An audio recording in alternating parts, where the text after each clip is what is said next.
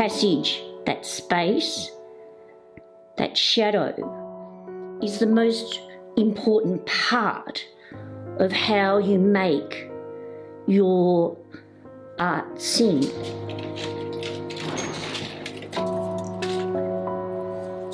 It is like a ritual. I come in to work, I come into my studio here at Collingwood Yards. I'm here 8-10 hours a day. I'm an emerging artist. That's quite new to me. And I come into this special place. There's something about putting on that apron and sitting, penny, breathing. I want to be taken seriously for my art, and I haven't been formally trained, and art for me as bringing up was a farming girl was considered a waste of time and not much value. I yearned, and I've only been doing this for about 4 years, for what is the professional practice, what is the history, and this cutting with a hammer and a hardy.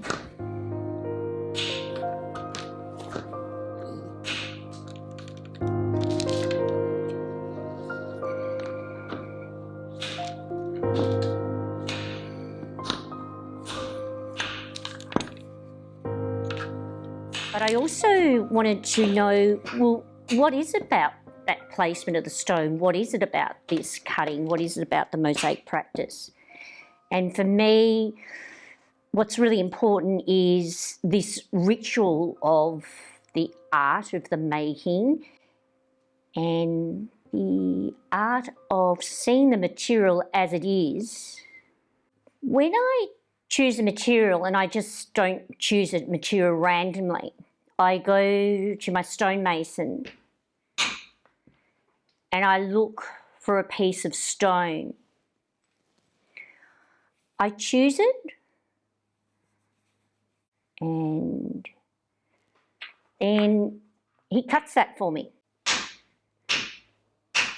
And then I come to the studio and I see what this piece of travertine's done.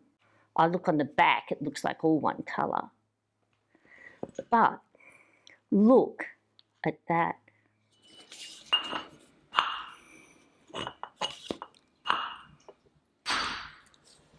The studio has been a place of enormous focus for me and discipline.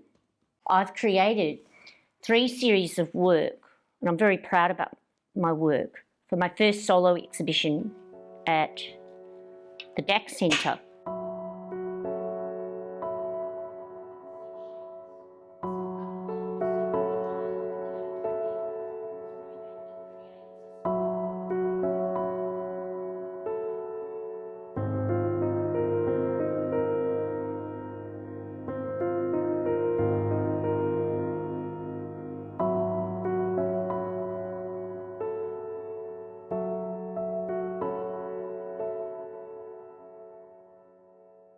Dax Centre has been incredibly supportive and has enabled me to have a voice through my mental health journey and where I am today as a professional artist.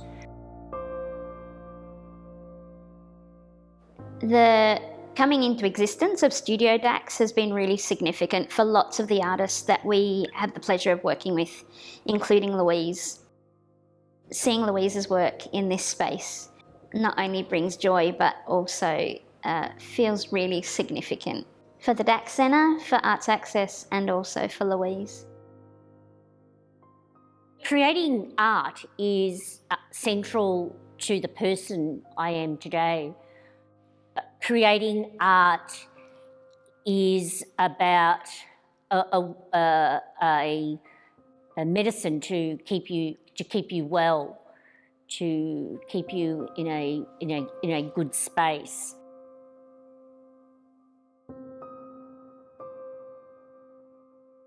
It's a real privilege to be an art mentor. On one level, it's an affirmation that what I have to give is worthy, but it's also an opportunity to teach someone at the level, according to the level that they're at, and to coach and coax them on a journey. When Helen Bodycomb came on board, I was only tinkering around with the first series, and I'd only probably done about 3 pieces called The Dialogue of the OK. And through my mentor, she enabled me to have a greater understanding of mosaic practice and technique.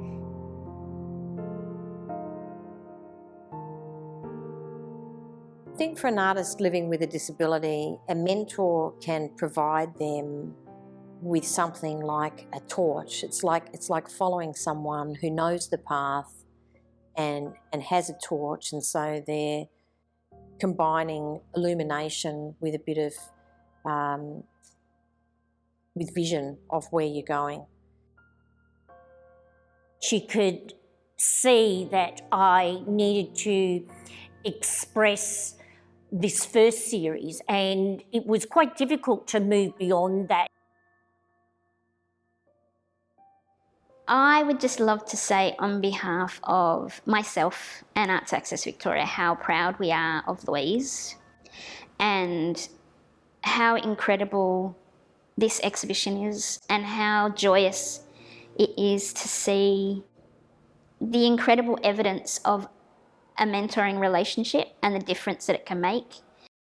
I hugely appreciate Louise's generosity in sharing her insights, her artistry, her creativity. It's also a journey about being alone and self-discovery. And so the work from the dialogue of the OK is an unwell model, and then you actually walk through the passages, the passages of time, the passages of the material, to allow you to rethink and to actually breathe.